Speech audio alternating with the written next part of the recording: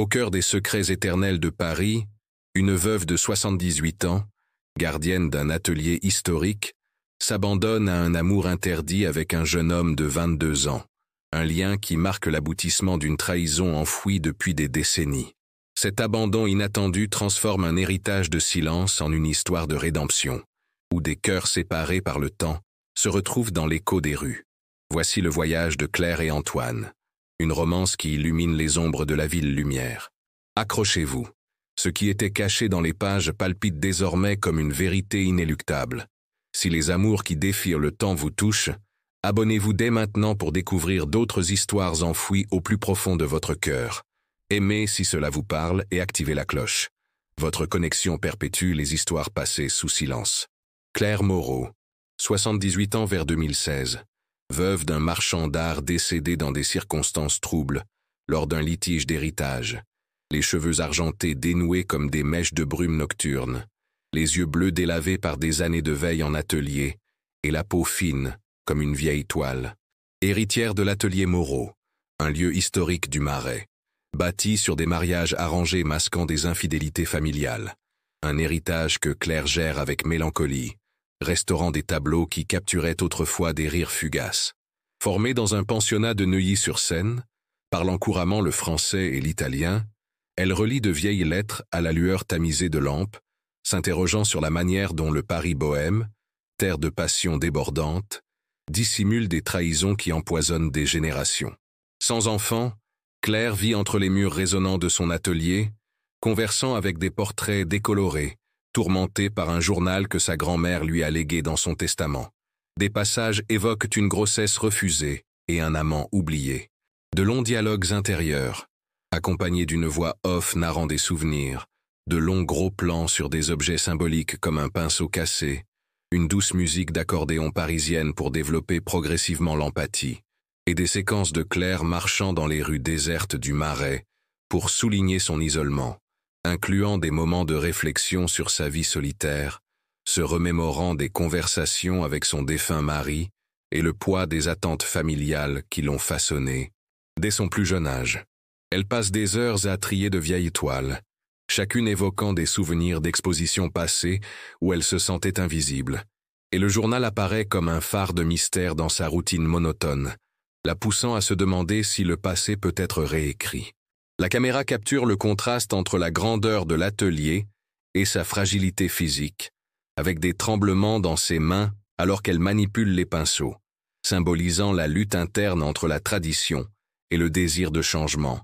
Et elle murmure pour elle-même sur le vide laissé par l'absence d'héritier, se demandant si l'atelier survivra sans elle, ajoutant des couches de mélancolie qui préparent le terrain pour l'arrivée d'Antoine comme catalyseur de changement. Elle n'était pas propriétaire du studio, elle était prisonnière de ses silences. Antoine Laurent, 22 ans, restaurateur d'art itinérant originaire de Belleville, a les cheveux bruns ondulés parsemés de poussière de plâtre, des tatouages de coups de pinceau sur les avant-bras, et des yeux verts emplis d'une détermination tranquille, une trousse à outils et un carnet de croquis à la main. Orphelin élevé par des tantes éloignées, il parcourt Paris pour proposer ses services, afin de soutenir des études de conservation interrompues. Attiré par l'atelier Moreau après une annonce au Bon Marché, décrivant des œuvres en deuil, il frappe à la porte ornée à l'aube et trouve Claire parmi les toiles poussiéreuses. Il lui dit avec un accent parisien prononcé: « Vos tableaux réclament de la couleur, madame, comme un tableau en attente de la touche juste. » Claire l'engage avec hésitation, percevant une douce chaleur dans son sourire juvénile. Un long dialogue sur l'histoire des tableaux, où Antoine démontre une restauration rapide, est entrecoupé de coupures dans le quotidien de Claire, seule, pour contraster et entretenir le mystère. On y découvre notamment une promenade commune dans le quartier pour explorer l'environnement parisien. Antoine y raconte son enfance à Belleville, les difficultés de grandir sans famille, et sa passion pour l'art comme moyen de reconnexion. Claire, quant à elle, dévoile timidement des fragments de son passé dans le Marais, créant un lien initial à travers des anecdotes partagées sur l'évolution de Paris, en tant que ville d'artistes. La scène s'attarde sur Antoine travaillant sur une toile spécifique, expliquant des techniques anciennes, tandis que Claire observe, animée d'une curiosité qu'elle n'avait pas ressentie depuis des années. Le mystère s'épaissit lorsqu'il remarque un détail dans le tableau qui fait écho au collier de son journal, ce qui conduit à une conversation sur les héritages artistiques perdus, avec Antoine avouant son propre sentiment de dislocation dans la métropole et Claire répondant avec une rare vulnérabilité, décrivant comment l'atelier est son seul point d'ancrage dans une vie de perte, établissant une symétrie émotionnelle qui préfigure l'amour à venir. Personne n'imaginait que le restaurateur serait sa clé. Antoine ravive une fausse toile de Renoir, échangeant des anecdotes à midi. Elle partage des anecdotes de vernissage passé. Il applique le vernis d'une main assurée. Leur alchimie s'épanouit. Un contact au pinceau, des regards prolongés sous les lustres en cristal. Claire perçoit une pulsation oubliée. À 78 ans, est-ce une illusion ou une renaissance dans l'ombre? Mais un conflit éclate. Une lettre de sa nièce, dont elle est séparée, arrive, exigeant la vente de l'atelier. Ne vous laissez pas berner par les assistants, ma tante. Préservez l'héritage. Une longue séquence de collaboration, avec des pauses thé et des conversations sur l'art parisien, entrecoupées de brefs flashbacks de la jeunesse de Claire pour approfondir l'empathie, et une brève sortie dans un café du Marais pour une interaction sociale subtile. Ils discutent de l'évolution de l'art à Paris, Antoine révélant ses incertitudes financières et Claire se confiant à son chagrin pour son mari. Cette vulnérabilité se creuse et renforce leur lien naissant. La lettre rappelle sombrement la menace du monde extérieur qui menace d'envahir leur refuge. La tension monte, entre regards furtifs et contacts accidentels, mêlant joie et appréhension, tandis que la caméra capture le contraste entre la lumière tamisée de l'atelier et les ombres des rues animées en arrière-plan. Ils partagent un moment de rire en se remémorant les artistes excentriques du passé. Mais le ton change lorsque Claire lit la lettre à voix haute, exprimant sa crainte de perdre l'atelier, et qu'Antoine la console en lui promettant son aide, semant ainsi les graines d'une confiance qui renforce leur attirance. Ce qui émergeait était dangereux, un amour capable d'effacer les écrans. Antoine, curieux, voit le journal tomber d'une étagère dans un coin sombre et en lit un passage. Il révèle que la grand-mère de Claire est tombée enceinte suite à une liaison illicite, abandonnant l'enfant à l'adoption pour sauver la famille. Ému par sa douleur vive, il la confronte avec douceur. « Voilà ton essence, Claire. Pourquoi la garder pour toi ?» Elle pleure, avouant sa peur de la répétition. Le lien s'approfondit. Il l'embrasse sous les toiles restaurées. Un dialogue émotionnel prolongé, ponctué de pauses méditatives, de gros plans sur les expressions du visage et d'objets de l'atelier, crée un suspense visuel, se prolongeant par une soirée de conversation sur leur passé, avec des aperçus de la tour Eiffel en arrière-plan qui les ancrent à Paris, où ils explorent les implications de cette révélation. Antoine partage sa propre histoire d'adoption et de quête d'identité.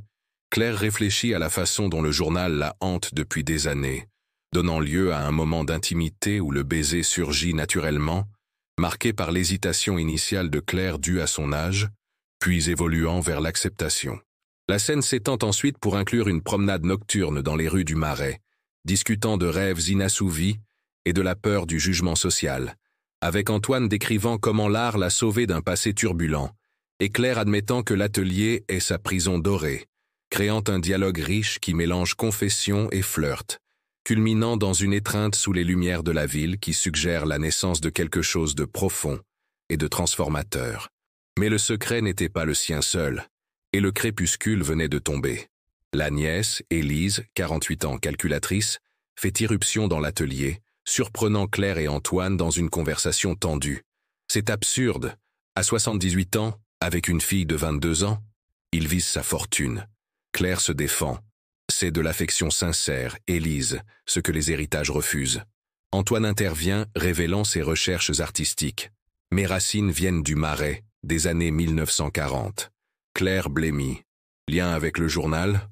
Une discussion prolongée, interrompue par des voisins curieux frappant à la porte, entrecoupée de coupures sur la scène nocturne pour augmenter la tension, et une pause pour que Claire montre des objets familiaux pour intensifier le drame, avec Élise remettant en question chaque détail du journal, et Antoine se défendant avec des faits issus de ses recherches, créant un dialogue houleux qui révèle des couches de ressentiment familial, Claire évoquant des souvenirs de sa grand-mère pour contre-argumenter, et la scène s'étendant pour inclure des appels téléphoniques d'autres parents, étendant le conflit en un réseau de jugement, où Élise accuse Claire de faiblesse liée à l'âge et Antoine d'opportunisme.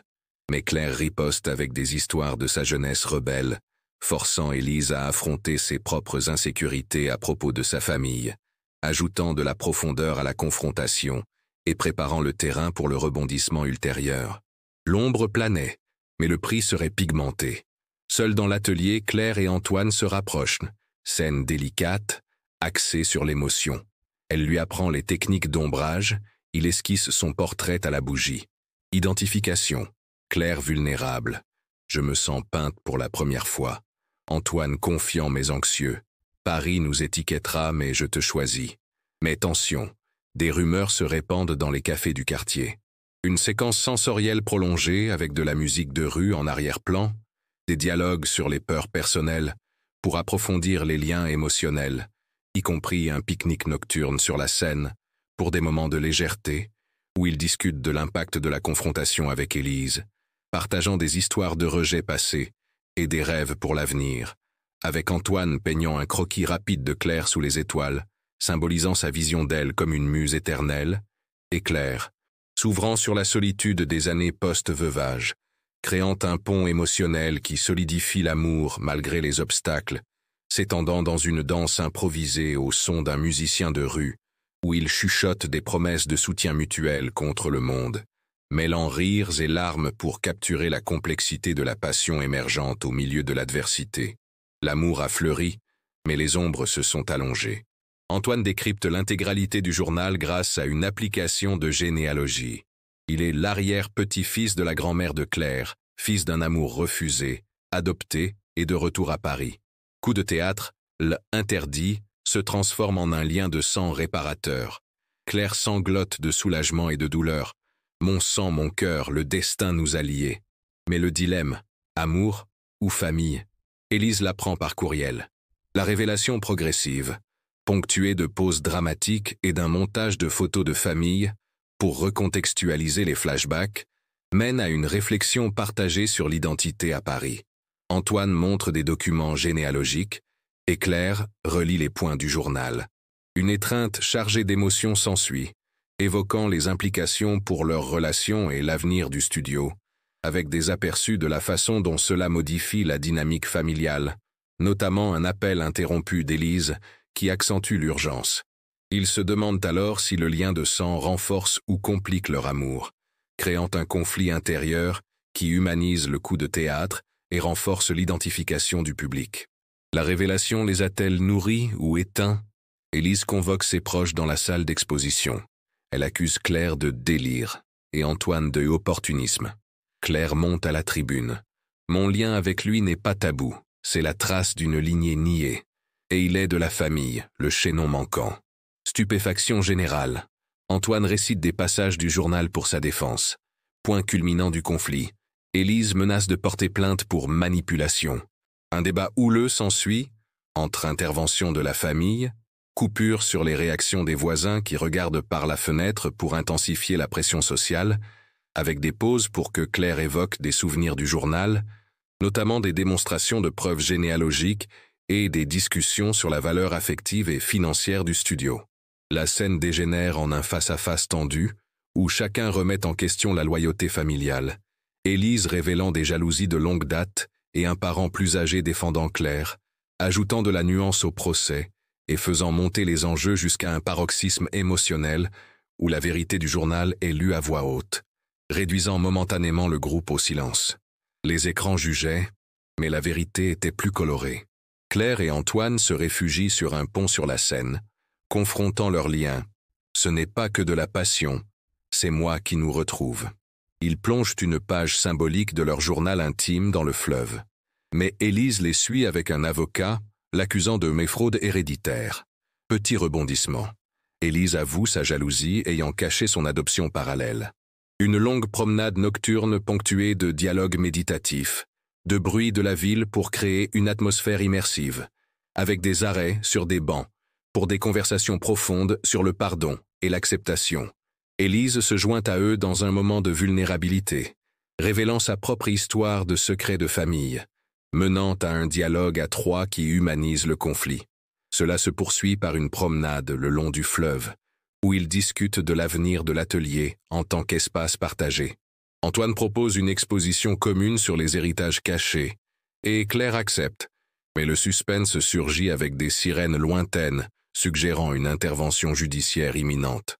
La liberté était le trait final. De retour à l'atelier, les proches arrivent, non pour diviser mais pour unir. Élise demande pardon. Les voisins du Marais, émus par la lecture du journal, désormais partagé, applaudissent. Claire serre Antoine dans ses bras. « Tu m'as rendu la lumière et l'amour », d'une manière que les silences enviraient. Un lien se noue entre eux. Antoine cogère l'atelier, Claire réécrit le journal pour en faire un livre. Une longue scène collective, ponctuée d'accolades et de rires. Un montage de tableaux restaurés symbolisant la guérison.